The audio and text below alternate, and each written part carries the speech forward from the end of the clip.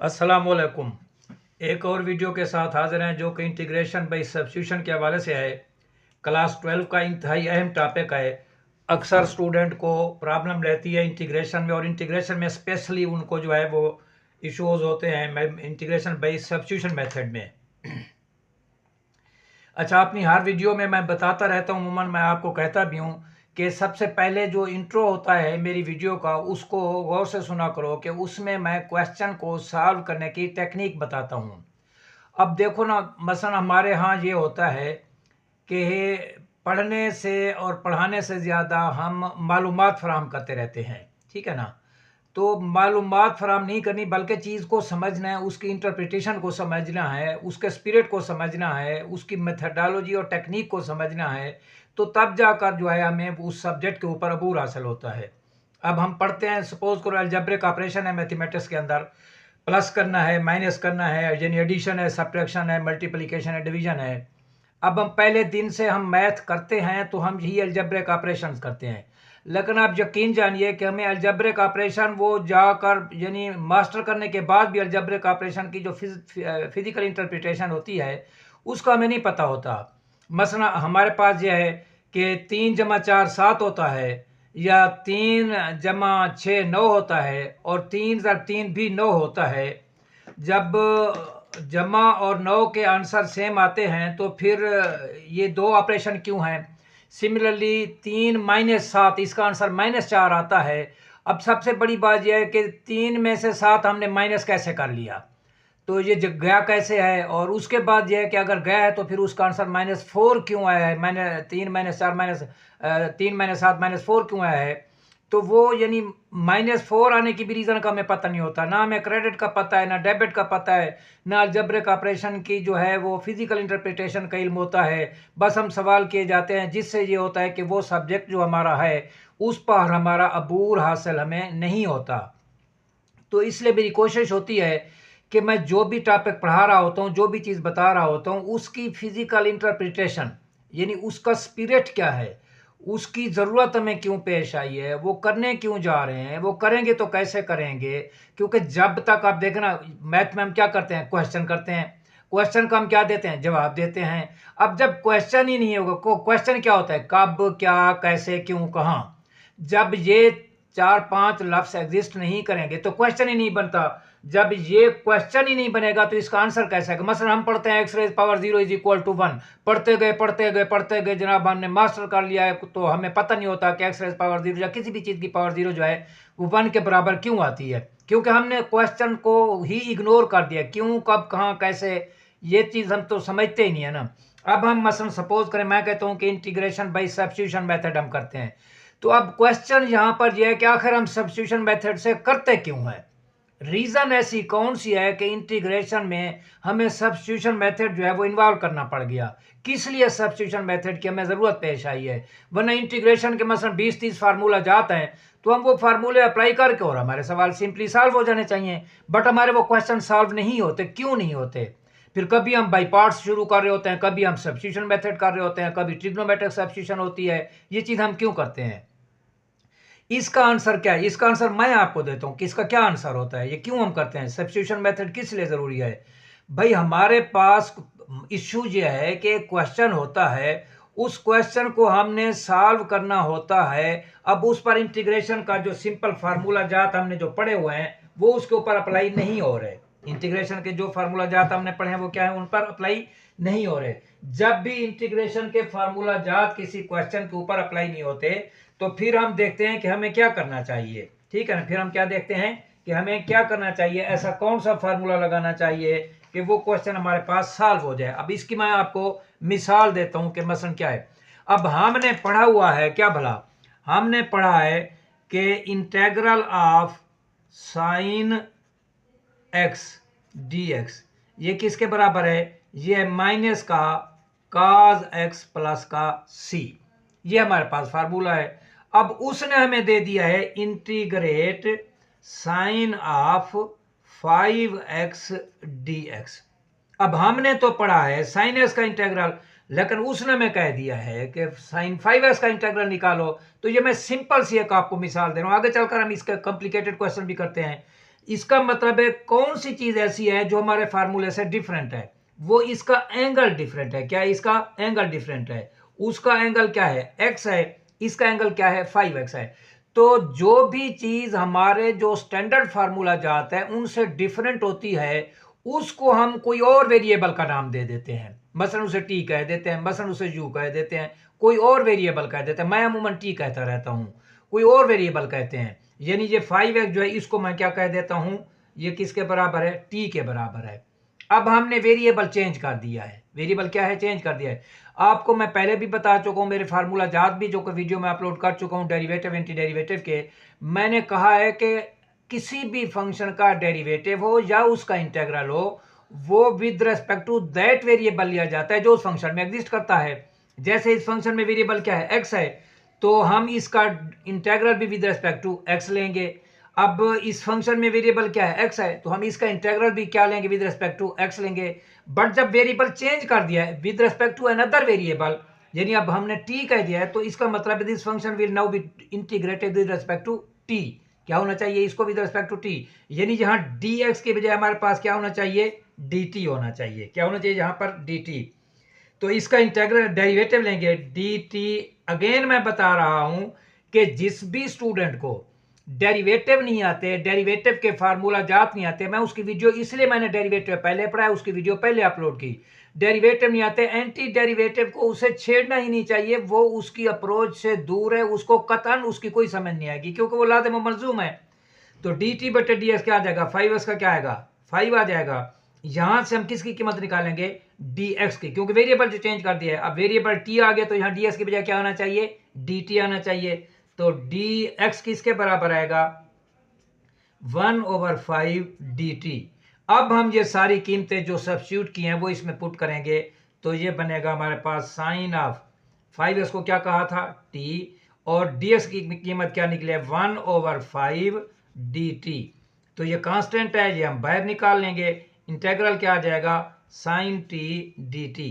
अब ये क्या आएगा? 1/5। साइन का क्या आता है वो अब हमारे पास क्या है? फार्मूला है कि साइन x का अगर माइनस काज x है, तो साइन t का क्या आ जाएगा? माइनस का काज t आ जाएगा प्लस c। अब हमारे पास ओरिजिनली वेरिएबल क्या था? x था। बट हमने in order to solve the question for the sake of simplification, we have change the variable in respect of the given question. यानी उसमें x था तो उसको t कह दिया है। अब जब क्वेश्चन सॉल्व हो जाएगा तो then we will return to the original variable. तो t को आप उसी को कर दें, ओरिजिनल वेरिएबल की तरफ जाएं। 1/5 काज t की कीमत क्या हमने पुट की थी? 5x प्लस का c। ये है इंटीग्रेशन बाय सब्स्टिट्यूशन मेथड। तो इंटीग्रेशन बाय सब्स्टिट्यूशन मेथड में अब वेरिएबल मुख्तलिफ जो है वो स्टेप्स हैं। वो स्टेप्स कौन से हैं? अब मैं आपको बताने लगा हूं वो स्टेप्स, कि कौन से स्टेप्स हैं जिनके ऊपर चलकर इंटीग्रेशन बाय सब्स्टिट्यूशन सॉल्व के जरिए क्वेश्चन को सॉल्व करेंगे। बहुत ही अहम टॉपिक है इंटीग्रेशन का, बैकबोन ऑफ द इंटीग्रेशन इसको कहा जाता है। अब फिर सुन लो हमारे पास कब हम इंटीग्रेशन बाय सब्स्टिट्यूशन मेथड इस्तेमाल करेंगे? व्हेन, जब क्वेश्चन हमारे पास इंटीग्रेशन के यूजुअल फार्मूला जात से हटकर होगा। यानी ऐसी स्टेटमेंट होगी जो फिट नहीं हो रही होगी उस कॉलम में जो कि हमारे पास इंटीग्रेशन के स्टैंडर्ड फार्मूलाज हैं, जिनकी वीडियो मैं पहले ऑलरेडी अपलोड कर चुका हूं।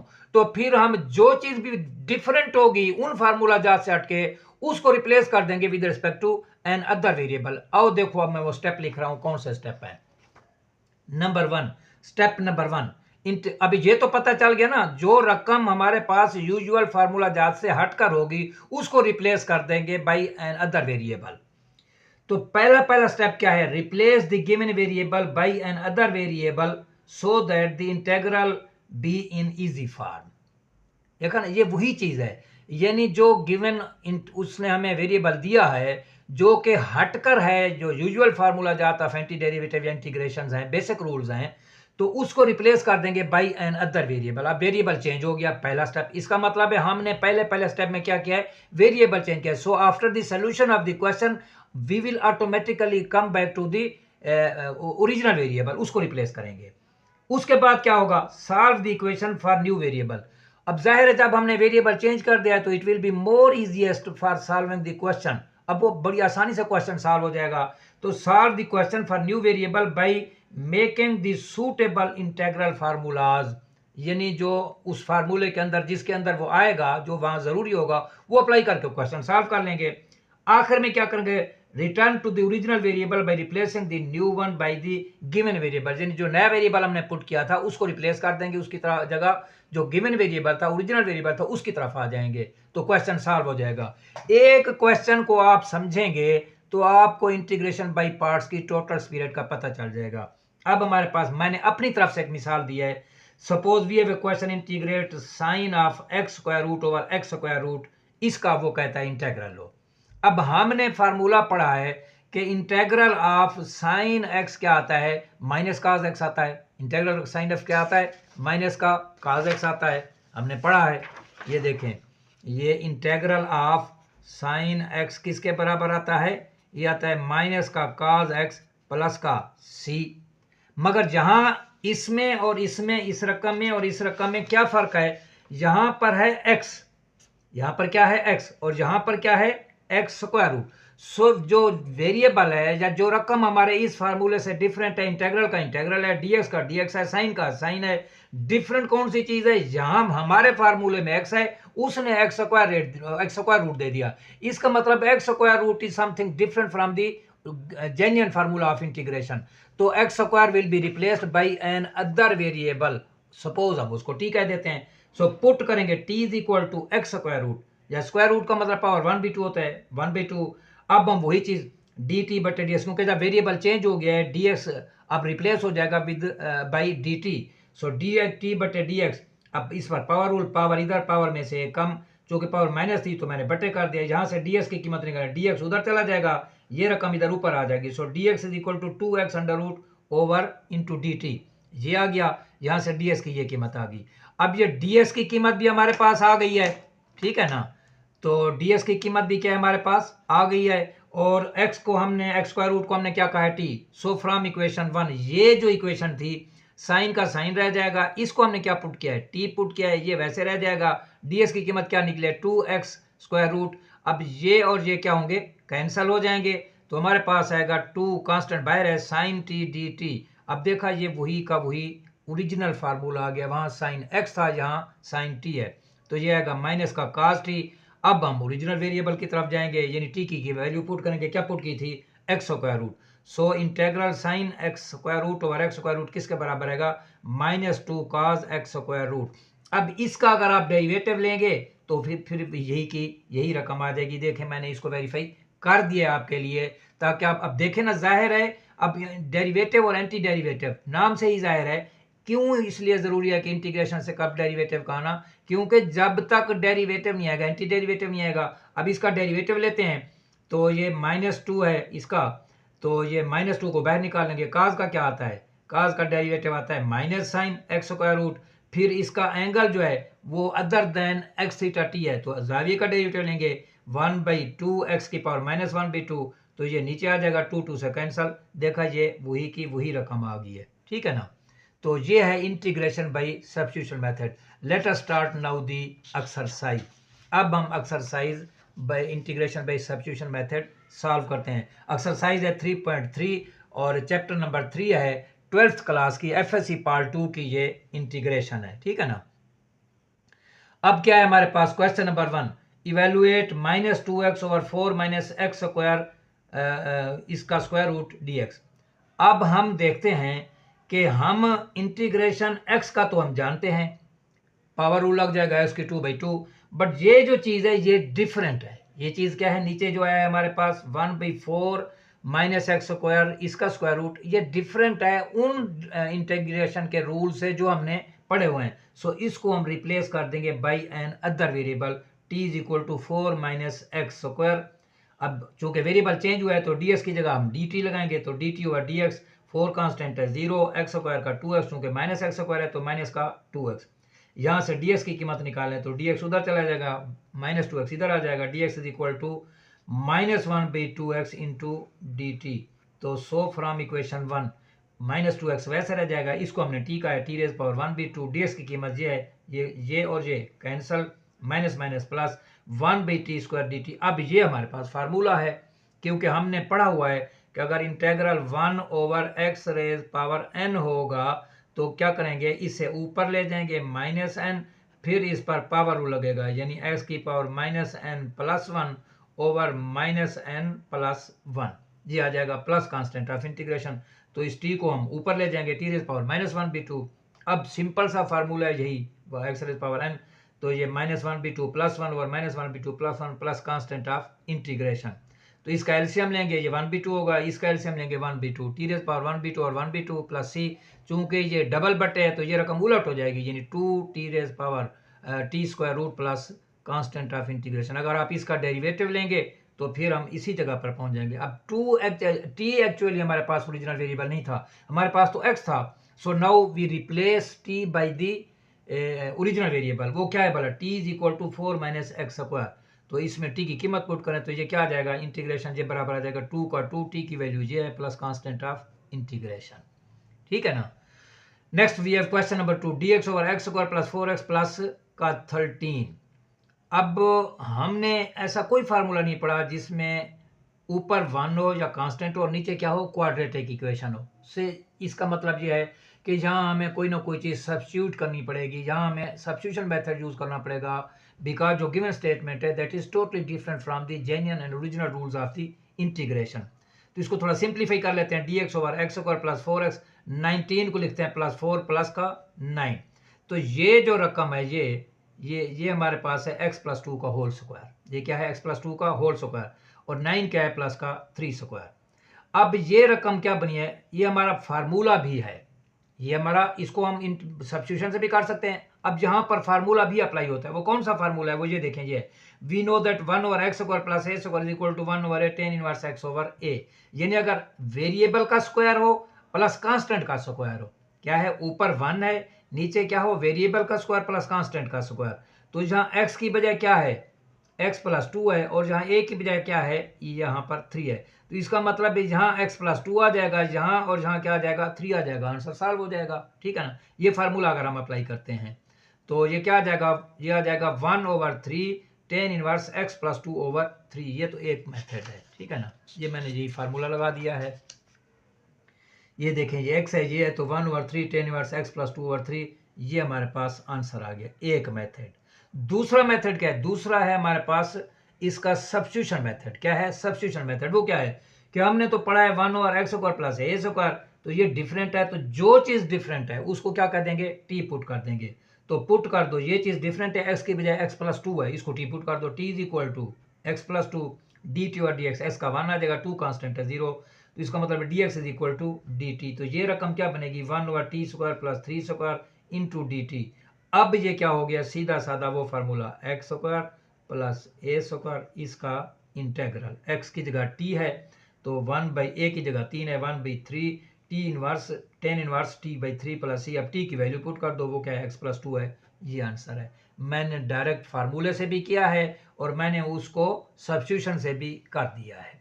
नेक्स्ट हमारे पास है question number 3। Yes, this is very important question, और मैंने जो इंटीग्रेशन के जो बेसिक रूल्स लिखे हैं उसमें सबसे लास्ट में, आप जाकर मेरी वीडियो में देखें, मैंने सबसे लास्ट में जो फार्मूला लिखा था, जो रूल लिखा था, मैंने कहा था most and the most important thing while solving the question of integration, वो क्या था, वो ये था कि सबसे पहले ये देखो कि अगर वो रकम लीनियर या पॉलिनोमियल की शक्ल में है, वेदर वो प्रॉपर फ्रैक्शन है या इम्प्रॉपर फ्रैक्शन है। यानी वो ये देखो कि ऊपर नीचे ताकतें बराबर, या ऊपर ताकत कम नीचे ताकत ज्यादा, या ऊपर ज्यादा नीचे कम, ये चीज देखो।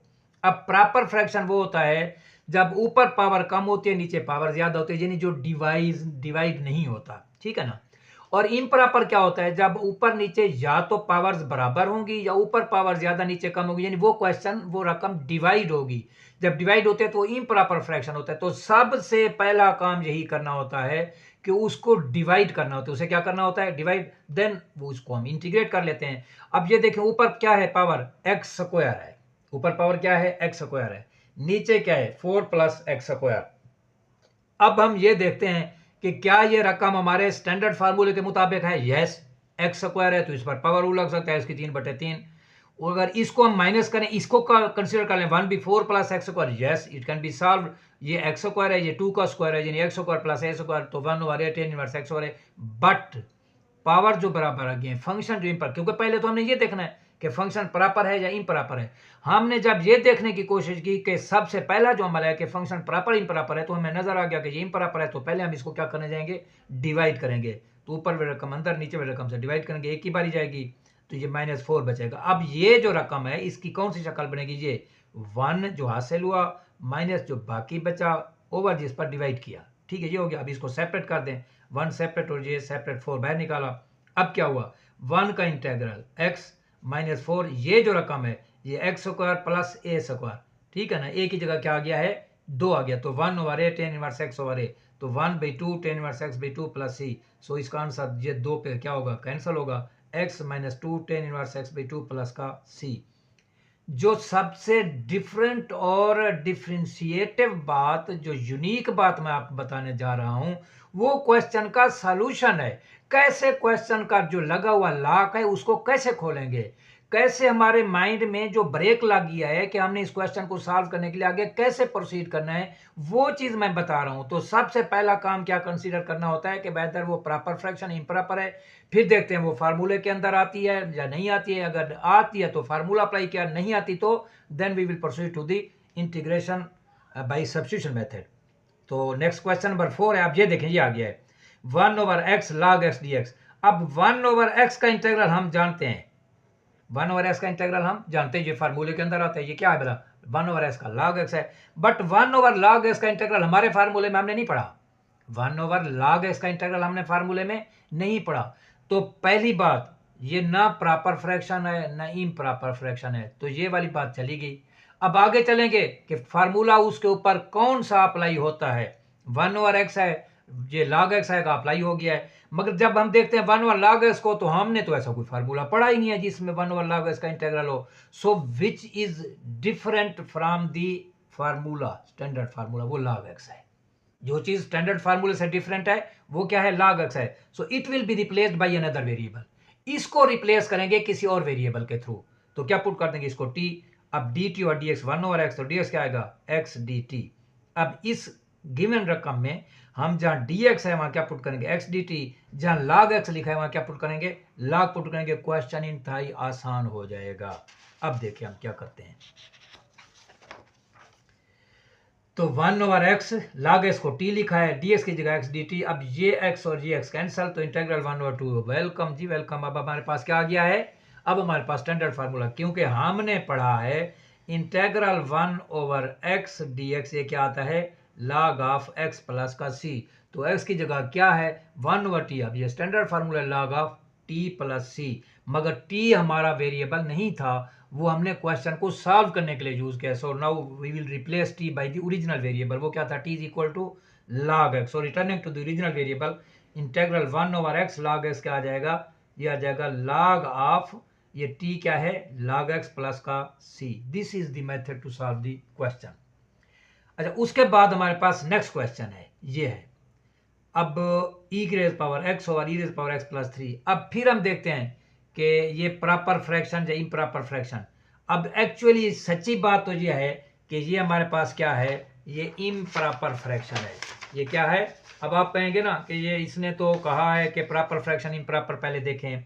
अब ये इम्प्रॉपर फ्रैक्शन है, वो कैसे इम्प्रॉपर है, ये देखिए ऊपर ई रेज पावर एक्स है, नीचे ई रेज पावर एक्स प्लस, यानी इधर भी ई रेज पावर एक्स है, इधर भी ई रेज पावर एक्स है, वेरिएबल सेम है, तो इट कैन बी डिवाइडेड, ठीक है ना। इसको डिवाइड अगर हम करेंगे तो ये क्या हो जाएगा, ई रेज पावर एक्स अंदर रखेंगे, divided by e raise power x plus का 3, एक ही बार जाएगी, e raise power x plus 3 minus minus ये कैंसिल -3, तो ये आ जाएगा integral 1 - 3 over e raise power x plus का 3, ये हो जाएगा। अब इसे सेपरेट कर लो, इंटीग्रल 1 dx -3 बाहर 1 और ई रेज पावर एक्स प्लस का 3 dx, ठीक हो गया। अब ये हमारे पास वही चीज आ गई है, फार्मूला अप्लाई हो जाएगा, ठीक है ना। क्या हो जाएगा हमारे पास, यहाँ पर फार्मूला अप्लाई हो जाएगा। वो क्या होगा हमारे पास, वो होगा इसका x आ जाएगा -3, इसका क्या आएगा log, क्योंकि इसका डेरिवेटिव यही चीज आती है। वो मैंने बताया ना, ऊपर क्या हो फंक्शन हो, नीचे हमारे पास यही चीज हो। तो अब यही चीज जब हम अप्लाई करते हैं तो उससे भी सॉल्व होता है, वरना ई रेज पावर एक्स का इंटीग्रल हमारे पास फार्मूला है, ई रेज पावर एक्स का इंटीग्रल क्या है, वो स्टैंडर्ड फार्मूला है, but 1 over e raise power x plus 3 this is something different from the standard formula. ये स्टैंडर्ड फार्मूला से क्या है, डिफरेंट है। तो जो चीज भी डिफरेंट फ्रॉम स्टैंडर्ड फार्मूला होगी that will be replaced by another variable. This is the spirit of integration by substitution method. कुछ भी अब मुश्किल नहीं है, स्टैंडर्ड फार्मूले जिसको आते हैं टैली करते जाओ, विच question is in accordance with the standard formula, तो proceed and solve that question, but the question which is little bit different from the from the standard formula, replace that thing by the another variable and solve it for the new variable, then come back to the original variable, the question will automatically be solved। बहुत आसान हो जाएगा। तो इसको replace कर दो, t is equal to e raised power x plus 3, अब dt और dx, e raised power x का डेरिवेटिव ये आएगा, 3 कांस्टेंट है 0, सो from equation 1 e raised power x plus 3 क्या बनेगा, e raised power x वैसे ही, इसको हमने t क्या है, ds की कीमत ये है, तो ये और ये cancel, is equal to 1 over t, तो 1 ओवर टी वही फिर फार्मूला आ गया, स्टैंडर्ड फार्मूला है log t प्लस c। अब t को रिप्लेस कर दो बाय दी ओरिजिनल वेरिएबल, वो क्या है, e raised power x plus 3, ये आ गया क्वेश्चन। अगेन मैं फिर आपको समझाने लगा हूं, गौर से सुनो मेरी बात।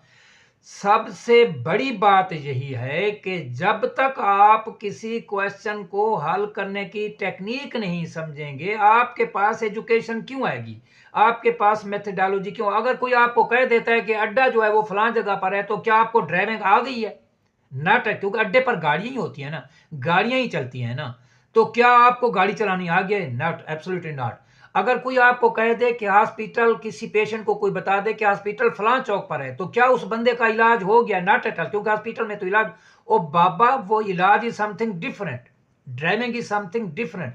So think about the driving, think about the treatment, इलाज के बारे में सोचो। जब उसके बारे में सोचोगे पेशेंट ठीक होगा और मामला सारे ठीक हो जाएंगे। सीखो, टेक्निक सीखो। फिर बता रहा हूं, इंटीग्रेशन बाय सब्स्टिट्यूशन मेथड कहां इस्तेमाल होगा, जो भी क्वेश्चन हमारा डिफरेंट होगा from the basic integration rule, उस क्वेश्चन के अंदर उस चीज को रिप्लेस करेंगे बाय अनदर वेरिएबल। क्वेश्चन फिर हमारे पास in accordance with the original जो बेसिक इंटीग्रेशन रूल है उस पर आ जाएगा, उसको हम इंटीग्रेशन रूल लगाकर सॉल्व कर देंगे। जब सॉल्व हो जाएगा तो जस्ट एक चीज को उठाकर दूसरी चीज रखनी, यानी जो वेरिएबल रिप्लेस किया उसको उठाकर भी ओरिजिनल रख दो। इतना आसान है जिसको कोई इंतहा नहीं है। ये वो टेक्निक है जो स्टूडेंट्स को खाया जा रही है। इंटीग्रेशन बड़ा मुश्किल टॉपिक है, कैलकुलस बहुत मुश्किल है, एब्सोल्युटली नॉट। कैलकुलेशन इंतहाई आसान है कैलकुलस, बट उसको समझो, ठीक है ना। Next question, question number 6, integrate x plus b over x square plus 2bx plus c इसकी पावर 1/2। देखो कितनी आसान सी बात है, x का इंटीग्रल x रेज पावर 2/2, बहुत ही आसान बात है। b वैसे कांस्टेंट है, ये बाहर निकल जाता है। कौन सी चीज ऐसी है, ऐसा हमने नहीं पढ़ा, ये क्वाड्रेटिक इक्वेशन है कि नीचे क्वाड्रेटिक इक्वेशन हो तो उसका इंटीग्रल क्या होता है, हमने तो ऐसा फार्मूला पढ़ा ही नहीं है। हमने लीनियर इक्वेशन का पढ़ा है, यानी ये तो हमने पढ़ा है कि 1 over x plus a dx हो, ये तो पढ़ा है, लीनियर इक्वेशन है। 1 over x minus a dx, ये तो हमने पढ़ा है, ये लीनियर इक्वेशन है। बट ये क्वाड्रेटिक इक्वेशन है, हमने नहीं पढ़ा। So this will be replace by another variable. इसको क्या करेंगे, रिप्लेस करेंगे by another variable. So put t is equal to x square plus 2bx plus c, dt over dx is equal to x square का 2x, 2bx का 2b, c constant है 0, दो common ले लो तो ds क्या आ जाएगा, ये उधर, ये रकम नीचे आ जाएगी। So from equation 1 integration this thing will be equal to x plus b, वैसे इसको t का t रेज़ पावर 1/2, ds की वैल्यू ये निकले, ये और ये कैंसल, तो क्या आ गया 1/2 कांस्टेंट बाहर 1/t। देखो कितना आसान हो गया क्वेश्चन, एक ही स्टेप में आसान हो गया।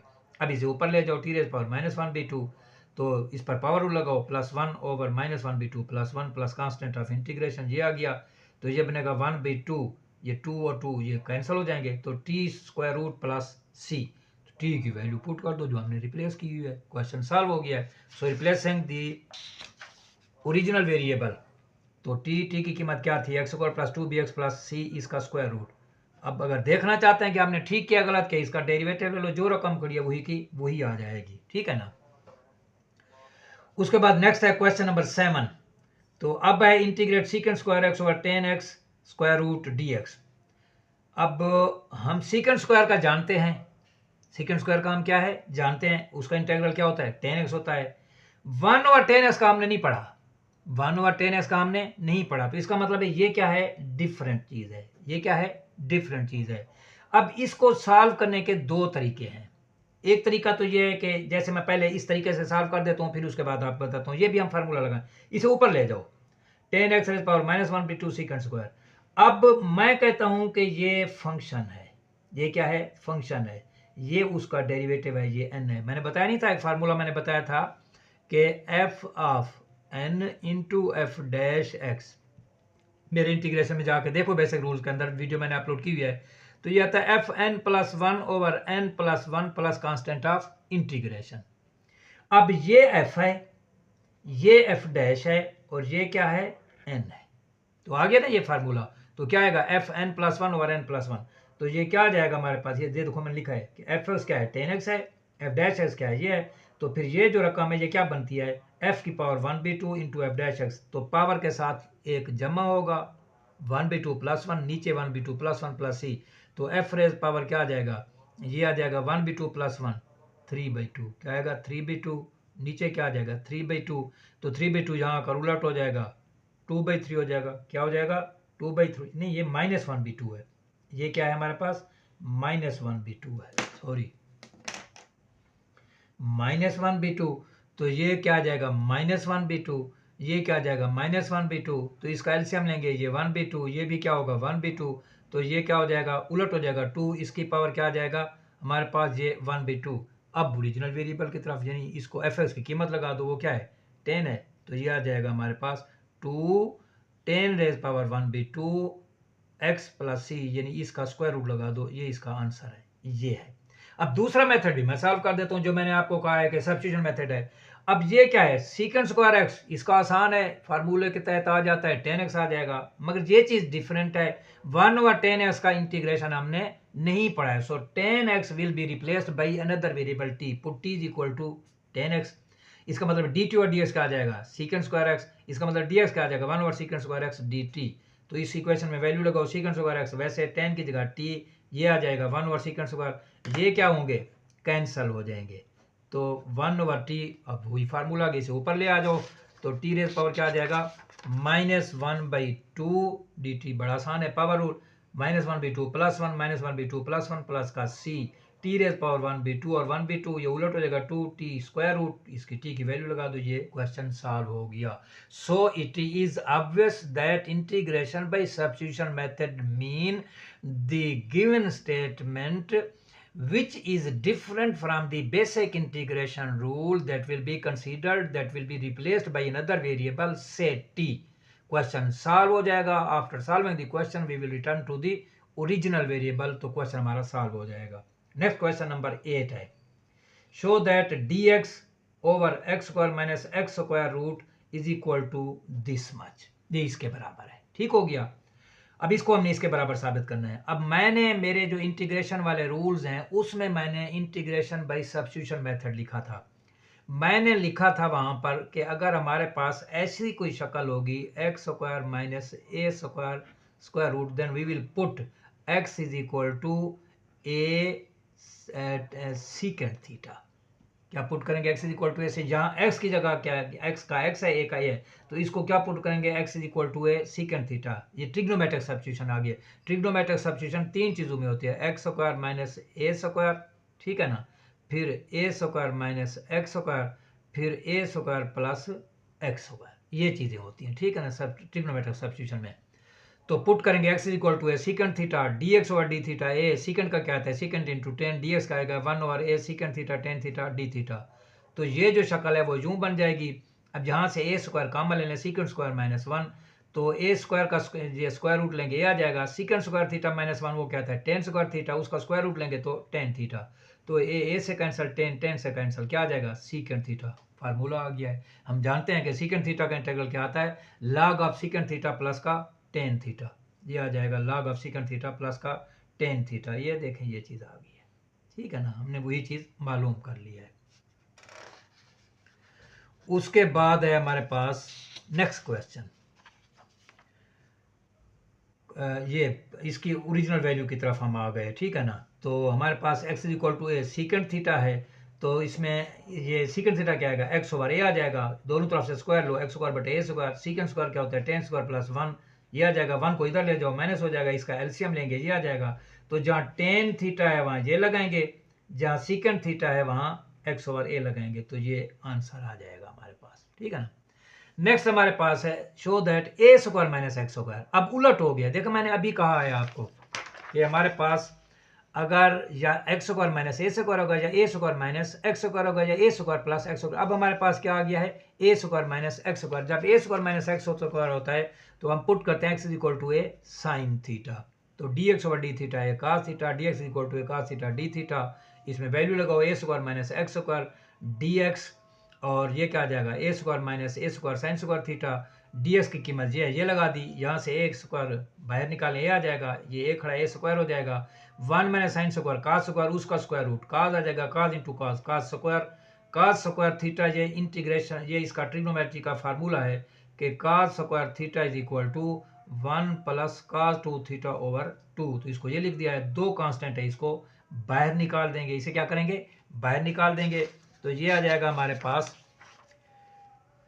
ए square over 1 plus cos 2 theta by 2, तो 2 बाहर आ जाएगा, ये आ जाएगा, अभी इसे अलहदा कर लो, 1 को अलहदा इसे अलहदा, तो 1 का थीटा आ जाएगा, कास 2 थीटा का साइन 2 थीटा।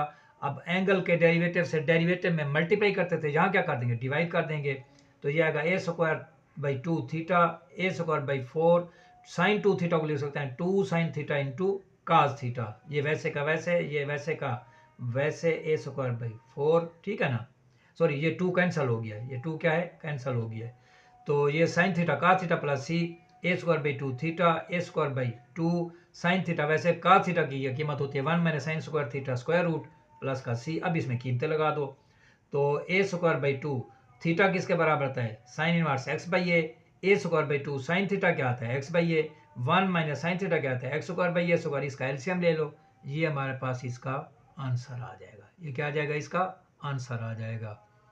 नेक्स्ट है question number 9, evaluate this thing.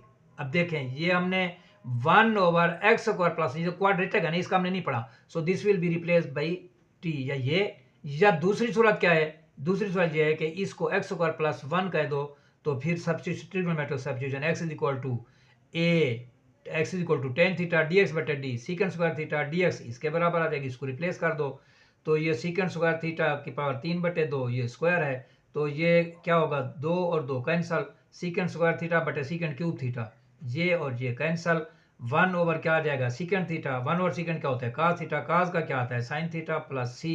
अब ओरिजिनल वैल्यू की तरफ जाएंगे, थीटा की हम कीमत निकालेंगे, या यूं समझें साइन थीटा की हम कीमत निकालेंगे, एक्स किसके बराबर है टेन थीटा के, तो साइन स्क्वायर थीटा क्या आ जाएगा, ये होता है 1 over cos square theta, 1 over cos square theta क्या आ जाएगा 1 plus cot square theta sine square theta 1 plus ये क्या आ जाता है 1 प्लस, क्योंकि ये कोसिकेंड स्क्वायर थीटा है, ये क्या है कोसिकेंड, कोसिकेंड क्या होता है 1 प्लस काट स्क्वायर थीटा, तो 1 प्लस काट को 1/10 लिख दिया है, तो अब एलसीएम ले लिया है, उलट कर देंगे क्योंकि डबल बटे हैं, ten square over 1 plus ten square sine square x है, तो x किसके बराबर है 10 के, तो x square over 1 plus x square, so sine theta इसके बराबर आ जाएगा, और ये इसका स्क्वायर रूट लेंगे तो ये x ये इसके बराबर, अब ओरिजिनल इसमें कीमत लगा दो, साइन थीटा था तो साइन थीटा कीमत क्या निकले x ओवर दिस थिंग, ये इसका आंसर आ जाएगा, ठीक हो गया।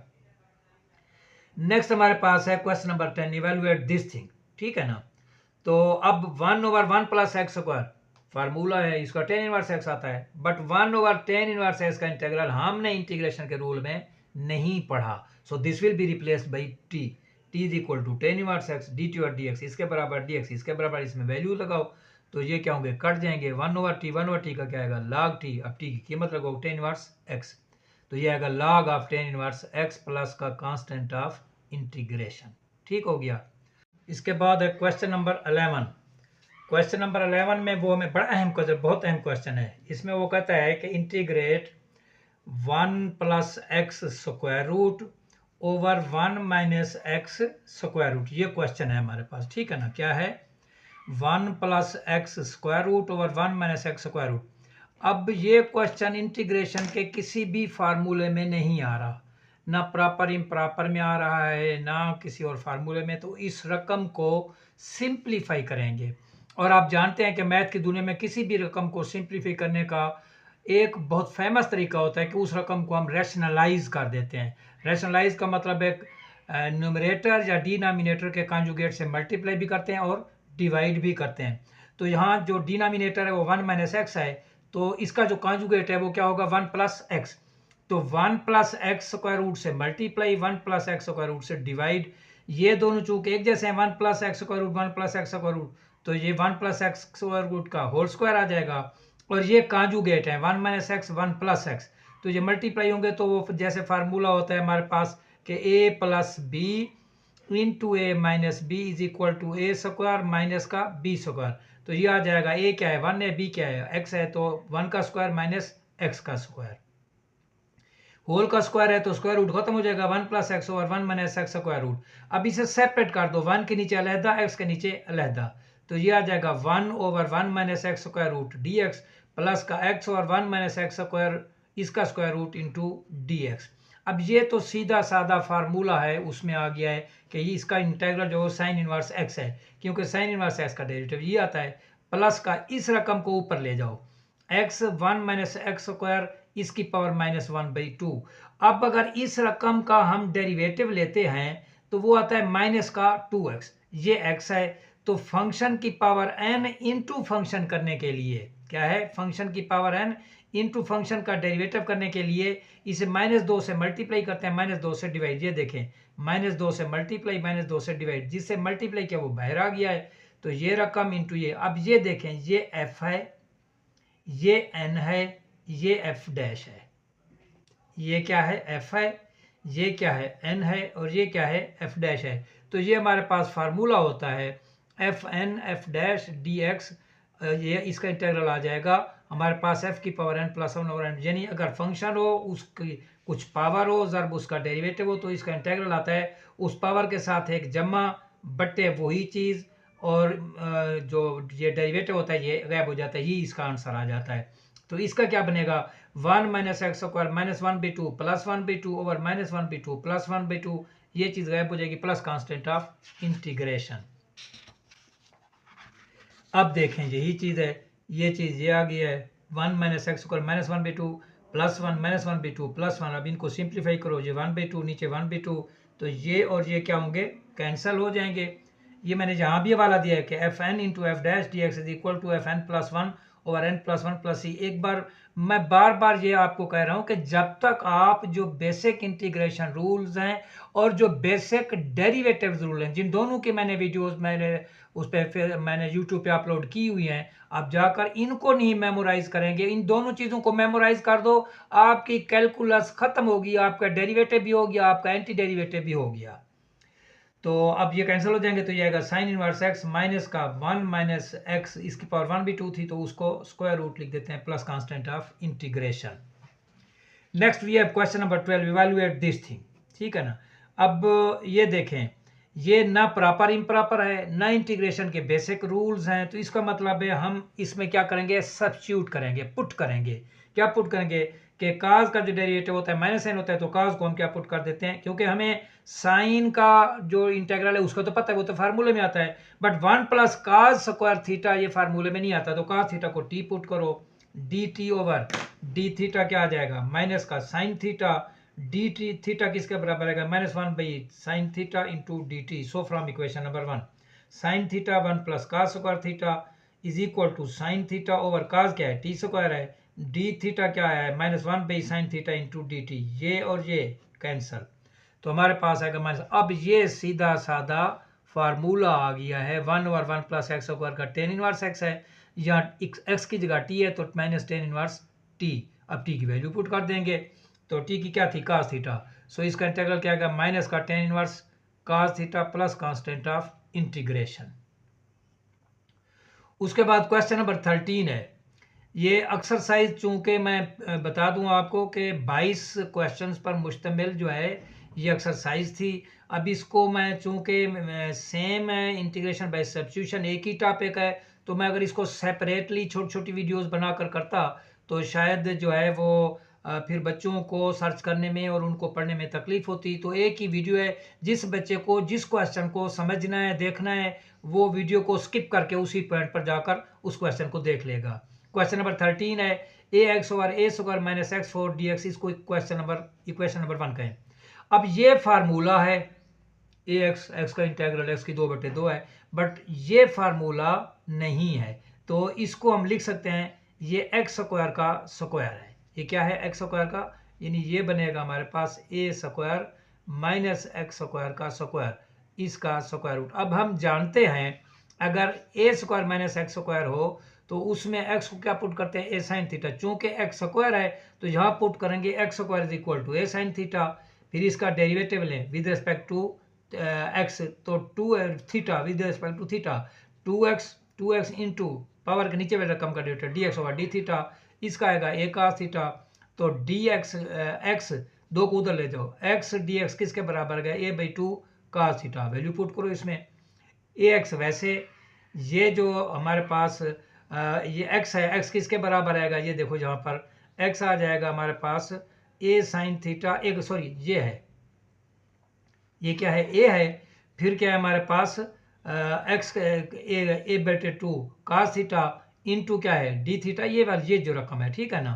तो x dx की मैंने टोटल की वैल्यू पुट कर दी है, ये जो है ये x dx, ये पूरी रकम ये किसके बराबर है a/2 cos theta d theta. तो a का a और x dx की कीमत ये हमारे पास है a/2 cos theta d theta over a square. वैसे एक्स स्क्वायर किसके बराबर है ए साइन थीटा x4, फिर इसका स्क्वायर आ जाएगा a square sine square theta.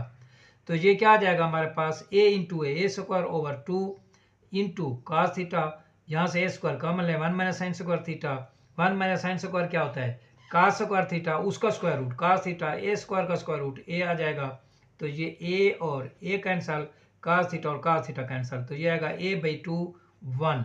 तो 1, अब ये बार फार्मूला आ गया 1 का इंटीग्रल, चूंकि वेरिएबल थीटा है तो थीटा आ जाएगा, अगर x होता तो x आता, y होता तो y आता, तो थीटा है तो a/2 theta plus c constant of integration है। अब थीटा की वैल्यू यहाँ पुट करेंगे तो क्वेश्चन सॉल्व हो जाएगा। कहाँ से लेंगे, ये देखें हमने लिया था x square is equal to a sine theta, तो साइन थीटा आएगा x square over a, theta यहाँ रहने देंगे, साइन उधर जाकर इन्वर्स होगा, तो थीटा आएगा साइन स्क्वायर एक्स ओवर ए। ये मैंने बाकायदा तौर पर सॉल्व भी किया है आप लोगों के लिए। एक्स इज इक्वल टू क्या है, ये है हमारे पास एक्स स्क्वायर, क्या है x square is equal to a sine theta है हमारे पास, और फिर साइन थीटा क्या आएगा एक्स स्क्वायर बाई ए आ जाएगा, और थीटा क्या आएगा sine inverse x square by a. तो ये क्या आ जाएगा a/2 sine inverse x square by a plus constant of integration हमारे पास आ जाएगा। नेक्स्ट हमारे पास 14th क्वेश्चन है dx over 7 minus 6x minus x square. अब ये भी रकम क्वाड्रेटिक इक्वेशन है, फार्मूले से हट के है, तो इसको थोड़ा सिंप्लीफाई कर लेते हैं। 7 माइनस कॉमन लेते हैं x square plus 6x, 7 minus x square plus 6x, इसमें प्लस 9 करते हैं माइनस 9 करते हैं for the sake of simplification. तो ये 7 minus x square plus 6x plus 9, ये जो हमारे पास ये माइनस 9 है, इसको हम क्या करते हैं, ये इसको अलग, ये है एक्स स्क्वायर प्लस का 6x प्लस का 9, ये माइनस 9 है, तो इस 9 को हम बाहर लेते हैं, तो ये देखें ये माइनस है, ये बाहर लेंगे तो माइनस माइनस क्या हो जाएगा प्लस हो जाएगा। सो 7 प्लस 9 16 माइनस का ये है x प्लस 3 का होल स्क्वायर, 4 का स्क्वायर माइनस एक्स प्लस 3 का होल स्क्वायर, ये देखें a square minus x square, फिर x is equal to a sine theta, यानी x plus 3 is equal to 4 sine theta. ये पुट कर देंगे, क्वेश्चन सॉल्व हो जाएगा। तो इसका मतलब 3 को उधर ले जाओ, इधर आकर माइनस हो गया। अब dx over d theta 4 sine का cos 3 कांस्टेंट है 0, तो dx is equal to 4 cos theta d theta. So from equation number 1 अब ये क्या बनेगी, इसकी शक्ल ये बनेगी, ये 1 4 स्क्वायर माइनस 4 साइन थीटा इसका स्क्वायर इंटू 4 cos थीटा, ऊपर क्या है 4 cos थीटा डी थीटा, ये 16, ये भी 16 स्क्वायर, यहाँ से 16 हमने कॉमन लिया है, तो 16 का स्क्वायर रूट 4 आ जाएगा। ये 1 माइनस साइन स्क्वायर थीटा क्या बनेगा cos स्क्वायर थीटा, जब उसका स्क्वायर रूट लेंगे तो ये हमारे पास cos थीटा आएगा। 4 से कैंसल, cos से कैंसल, 1 का integral again theta plus c, again returning to original position हमारे पास था x plus 3 is equal to 4 sine theta, तो साइन थीटा क्या आएगा x प्लस 3 ओवर 4, थीटा क्या आ जाएगा sine inverse x plus 3 over 4, इसकी वैल्यू पुट कर दें तो ये क्वेश्चन का आंसर आ जाएगा हमारे पास।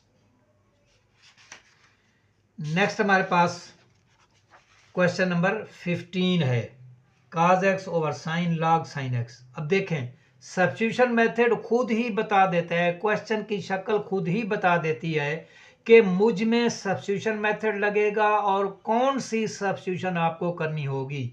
अब देखें cos x है तो इसका इंटीग्रल sin x है, हमें पता है। sin x है तो इसका इंटीग्रल हमें पता है cos x है। log ऑफ sin, अब log x का पता नहीं है तो log sin x का भी हमें इंटीग्रल का पता नहीं है। So this is a different thing from the basic integration rule. तो this will be consider as a t, इसको और वेरिएबल डालेंगे। So t is equal to log sin x dt over dx। log का क्या आता है 1 over रकम into रकम का डेरिवेटिव, यानी 1 over sin x into sin x का derivative, 1 over sine cos sine का डेरिवेटिव cos, तो ये क्या आ जाएगा dx, उलट हो जाएगा sin x बटे cos x into d T. तो ये इसकी शक्ल ये बनेगी cos x sin x into t sine over cos, cos cos से कैंसिल, sin sin से cancel, 1 by t d t is equal to log t, क्योंकि 1 ओवर x का जो इंटेग्रल है वो क्या आता है log x आता है, 1 ओवर टी का क्या आएगा log T.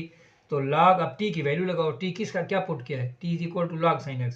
So log of log sin x plus का c, ये आंसर है। बहुत ही अहम क्वेश्चन है। फिर क्वेश्चन नंबर 16 बहुत ही अहम क्वेश्चन है। इसमें क्या कहता है cos of log of sin x और sin x, अगेन ये चीख कर क्वेश्चन बोल रहा है कि इसको log sin x को क्या पुट करोगे, t पुट करोगे, log sin x। अब हमें पता है कि log अगर हो और उसके साथ रकम x हो, कोई भी रकम हो, इसका जो डेरिवेटिव आता है 1 बटे रकम, यानी 1 बटे x इंटू एक्स का डेरिवेटिव 1। तो log sin x इसकी रकम क्या है, ये sin x है, इसका डेरिवेटिव क्या आएगा 1 बटे रकम यानी 1 बटे sin x इंटू डी बटे D x of sin x। तो sin x का क्या आता है cos x बटे sin x, हमने dx की कीमत निकालनी है, dx उधर जाएगा ऊपर, sin इधर आकर ऊपर, cos इधर आकर नीचे, तो dx is equal to sin x over cos x into d t. So from equation number 1 cos x वैसे ओवर sin x वैसे, log sin x को क्या पुट करेंगे t आएगा, फिर dx की कीमत ये है हमारे पास sin x और cos x dt, ये इससे कैंसिल, ये इससे कैंसिल, ये इससे cancel, is equal to t। तो ये वो इंटीग्रल x dx, x की power 1 plus 1 2 over 2 plus c, t है तो t square over 2 plus c, returning rule representation t की कीमत पुट कर दो, वो क्या है log ऑफ sin x। तो ये आ जाएगा log ऑफ sin x, इसका स्क्वायर ओवर क्या है 2 plus constant of integration. Next question है हमारे पास क्वेश्चन नंबर 17। तो x ओवर दिस थिंग, ये क्वाड्रेटिक इक्वेशन है, अगेन इसका इंटीग्रल में मालूम है बट 1 ओवर क्वाड्रेटिक करनी है तो इसको सिंप्लीफाई करते हैं, एक्स स्क्वायर प्लस 2x, 4 को 1 प्लस 3 लिख दिया। अब ये जो रकम है ये x प्लस 1 का होल स्क्वायर प्लस 3, अब ए स्क्वायर प्लस एक्स स्क्वायर, ये हमारे पास है, ठीक है ना, ये x है, तो put x plus x is equal to t, ये जो चीज़ है इसको हम t पुट करते हैं, तो dt और dx 1 आ जाएगा, dx इज इक्वल dt। तो इसकी शक्ल क्या बनेगी t minus 1 over T square plus 3। अब इसे अलहदा करो, इसके नीचे अलहदा, इसके नीचे अलहदा, तो t over this thing minus का 1 ओवर दिस थिंग। अब ये क्या बनेगा, ये 2 से मल्टीप्लाई 2 से डिवाइड क्यों कर रहे हैं, क्योंकि इसका जब हम डेरिवेटिव लेते हैं तो वो आता है 2t, वो क्या आता है 2t, ऊपर क्या है t है, इससे इसका डेरिवेटिव बनाने के लिए इसे 2 से मल्टीप्लाई 2 पे डिवाइड, जिससे डिवाइड किया वो बाहर, जिससे मल्टीप्लाई किया वो अंदर, ओवर दिस थिंग माइनस का, इसको लिख सकते हैं 1 ओवर टी स्क्वायर, 3 को लिखा है 3 स्क्वायर रूट का स्क्वायर। अब ये नीचे फंक्शन ऊपर डेरिवेटिव, ठीक है ना, तो ये log ऑफ फंक्शन आ जाएगा 1/2 log ऑफ फंक्शन माइनस, अब ये है एक्स स्क्वायर प्लस ए स्क्वायर, वो टेन इनवर्स एक्स वाला, तो एक्स स्क्वायर प्लस ए स्क्वायर 1 ओवर ए टेन इनवर्स एक्स ओवर ए, यहाँ एक्स की बजाय टी है, एक बजाय क्या है 3 स्क्वायर रूट है, तो 1 over 3 square root ten inverse t plus c. तो ये हमारे पास, ये मैंने फार्मूले का रेफरेंस दिया है, ये लगा है फार्मूला, दूसरा ये लगा है, तो ये आ जाएगा 1/2 log t square plus log t की वैल्यू पुट कर दी है, वो x प्लस 1 है, इसका square plus 3 minus 1/3 square root ten inverse t की वैल्यू पुट की है, ये इसे सिंप्लीफाई कर दो, एक्सपेंड कर दो, इसे a square plus b square plus 2 है भी, तो ये वैसे का वैसे रहा, x square plus 2x 1 plus 3 4 इसकी पावर 1/2 माइनस का दिस थिंग, ये भी काफ़ी अहम क्वेश्चन है लॉन्ग में। इसी तरह से नेक्स्ट क्वेश्चन है बिल्कुल उसी की तरह है, क्वेश्चन नंबर 18। तो इसको सिंप्लीफाई करेंगे, x square 4 plus 2 x square, इसे 5 को लिखा है 1 प्लस 4। अगेन ये जो रकम है ये एक्स स्क्वायर प्लस 1 का स्क्वायर, ये है 2 का स्क्वायर, सेम का सेम क्वेश्चन। वहाँ एक्स प्लस 1 था तो उसको टी रखा, यहाँ एक्स स्क्वायर प्लस 1 है तो इसको टी रखेंगे। X square plus 1 is equal to, ये क्या है 2 है, a square plus x square, x is equal to a tan theta, ये आ जाएगा।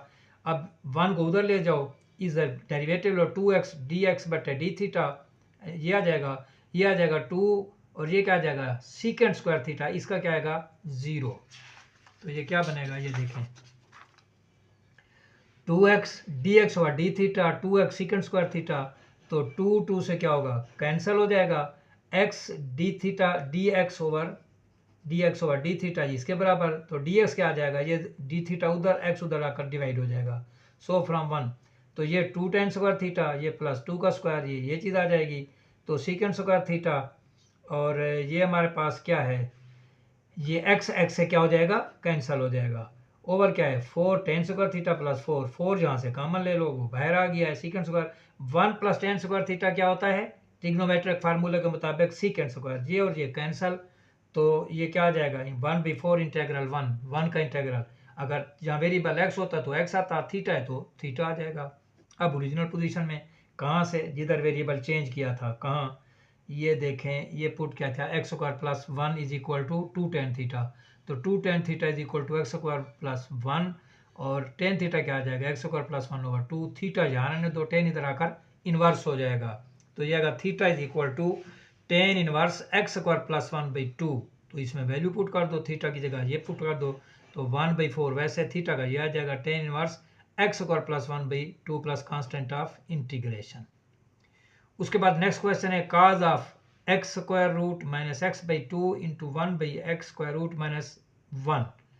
अब सीधा नजर आ रहा है कि cos का इंटीग्रल तो मैं मालूम है, मगर cos का जाविया कुछ और है और उसके साथ ये और चीज दी हुई है, तो सब्स्टिट्यूशन मेथड लगेगा। जो cos का एंगल है इसको t को हो, ये इसके बराबर है dt और dx, इसका 1/2x की पावर माइनस 1/2, इसका x का 1 आ जाएगा, तो ये 1/2 कॉमन ले लो, ये चीज़ आ जाएगी, ठीक है ना। यहाँ से हम dx की कीमत निकालते हैं, तो ये dx उधर चला जाएगा, 2 ऊपर ये रकम नीचे, यानी ये उलट हो जाएंगे, तो ये चीज़ आ जाएगी। तो dx क्या आ जाएगा, ये देखें ये उलट हो गया, तो इक्वेशन 1 में कीमत लग गए cos, ये t हो गया, ये रकम वैसे ये और ये कैंसल, 2 कांस्टेंट बाहर, cos t का क्या आता है sin t, बहुत ही आसान बात होगी, t की वैल्यू लगा दो, आंसर आ जाएगा। क्वेश्चन नंबर 20, x प्लस 2 और दिस थिंग, तो इसको सेपरेट 2 को इसके साथ प्लस 1 करो माइनस 1 करो, तो प्लस 1 माइनस 1, अब ये क्या हो जाएगा, ये x प्लस 3 हो जाएगा, x प्लस 3 ये माइनस 1, अब इसे अलहदा कर दो, इसे अलहदा ये और ये, तो इसको x प्लस 3 को लिख सकते हैं x plus 3 square root x plus, ये देखें ना जैसे होता है x, this can be written as x square root into x square root, यही चीज़ यहाँ है, x प्लस 3 को x प्लस 3 का स्क्वायर रूट, x प्लस 3 का स्क्वायर रूट, ये और ये कैंसल, और इसको मैं ऊपर ले आया हूँ, तो ये x प्लस 3 स्क्वायर रूट हो, ये अब पावर रूल है, इसकी पावर साथ एक जमा बटे दिस थिंग, इसकी पावर साथ एक जमा बटे यही चीज़, 3/2 3/2 1/2 1/2, तो ये उलट हो जाएंगे, 2/3 हो जाएंगे, और ये ऊपर 2 ऊपर चला जाएगा, ये इसका आंसर है। उसके बाद सेकंड लास्ट क्वेश्चन है, काफ़ी अहम क्वेश्चन है, question number 21, 2 square root over sine x plus cos x, तो इस 2 को 2 square root can be written as 1 over 1/2 square root बटे क्या, जब बटे करेंगे तो ये इसके नीचे आ जाएगा, ये चीज़ रकम होगी, ठीक है ना। अब इसको सिंप्लीफाई करते हैं, ये आ गया। अब ये जो चीज़ है इसकी ट्रिग्नोमेट्रिक वैल्यू sin π/4 है, हम जानते हैं कि sin π/4 क्या होता है 1/2 स्क्वायर रूट, सिमिलरली cos π/4 क्या होता है 1/2 स्क्वायर रूट, तो इस 1/2 को जो साइन के साथ है उसे लिख दिया है हमने sin π/4, और इस 1/2 को जो cos के साथ है उसे लिख दिया cos π/4, तो ये 1 ओवर क्या आ जाएगा हमारे पास, ये आ जाएगा 1 ओवर ये sine of x plus sorry cos of, क्या आ जाएगा काज ऑफ, क्योंकि दोनों साइन है दोनों काज है, तो ये क्या आ जाएगा हमारे पास काज ऑफ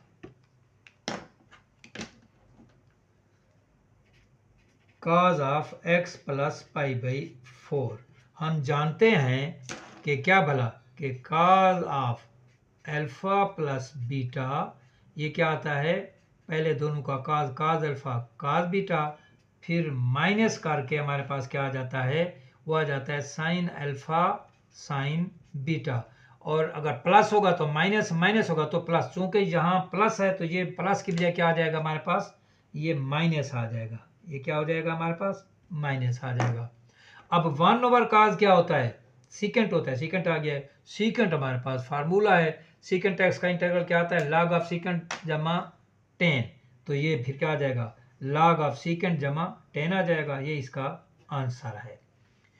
लास्ट क्वेश्चन काफी अहम क्वेश्चन है, ये फिर वही चीज है, 1/2 है साइन एक्स के साथ, इसको लिख देते हैं cos π/3 इज इक्वल टू 1/2, ये 1/2 का cos π/3, और साइन π/3 किसके बराबर आता है, 3√2, तो इसको लिख देते हैं साइन π/3।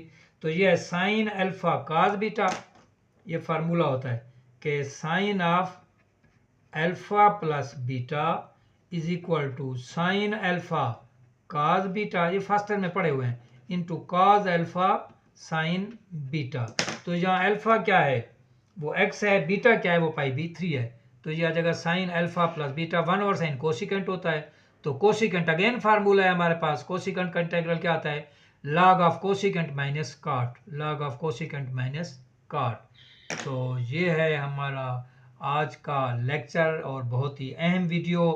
ये ज़हन नशीन कर लें कि इंटीग्रेशन बाय सब्स्टिट्यूशन मैंने इकट्ठे की है, और तमाम स्टूडेंट्स इसको समझ लें, देख लें इंटीग्रेशन सब्स्टिट्यूशन क्यों करते हैं, किस लिए सब्स्टिट्यूट किया जाता है, वो मैं वीडियो के शुरू में, दरमियान में, हर जगह बताता आया हूँ। तो तवक्को है हमारे आज के इस लेक्चर से आपको integration by substitution method clear हो गया होगा। तब तक जब तक हम नई वीडियो बनाते हैं, इंशाल्लाह अगली वीडियो इंटीग्रेशन बाय पार्ट्स पर या डेफिनेट इंटीग्रल पर डालेंगे। तो तब तक के लिए हमें इजाज़त दीजिए। अल्लाह हाफ़िज़।